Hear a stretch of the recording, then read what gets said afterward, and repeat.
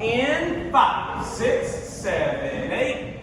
What's up, everybody? PJ Turner. We had a workshop here at Dallas Dance on Friday at 1 o'clock. Thank y'all for coming. I didn't think hardly anybody would be here at 1, so I appreciate y'all here. So we ended up going a workshop called Define Your Dance. So we defined timing, we defined rhythm, we defined direction, we defined connection, and then we ended up defining one more thing. Oh yeah, hour tone energy, right? We did hour tone energy. So here was the deal. So we started off by thinking about accenting steps. One of the biggest things we talked about was what is the accented step of most dances? It's going to be the last step of every triple, right? So we ended up creating 1, 2, 3, and touch 4. Then we moved into 4, 5, and we touched 6, and then we moved into 6. We actually said for West Coast swing, it's every whole beat. So for this dance, we would use 1 swing, 2 swing, 3 and 4 swing, 5 and 6 swing. So we was accenting every single whole beat that we had. That was defining timing and rhythm. Then we defined the idea there, defining direction. That then gave us to the context about how do we create that in the connection. So the idea that we used was hand pressure and foot pressure must match.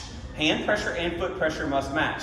If my foot has pressure to send me over to this foot, my hand should also have that pressure to move the follower over to that foot or to that side. Now, another context, same exact thing, we end up saying the spine. If we move the spine, the hand should move. So in other words, if I move my spine over one side, my entire frame and everything else should also move to that side as well. That's the biggest things that we talked about with understanding hand and foot pressure or spine and hand must move together. So we end up doing a little drill. We did a triple step touch. Triple touch.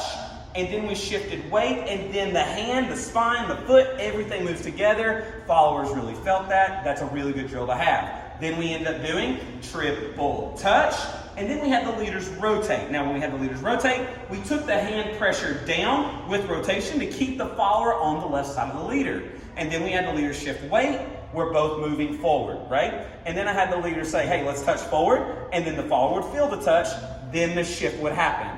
Now, the one thing we didn't do was thinking about going backward. I would move backward with that step, and then I would think about giving direction backward and then shifting. We didn't work on it in class, but bonus material, right? So then we talked about, the last thing was hour tonal energy.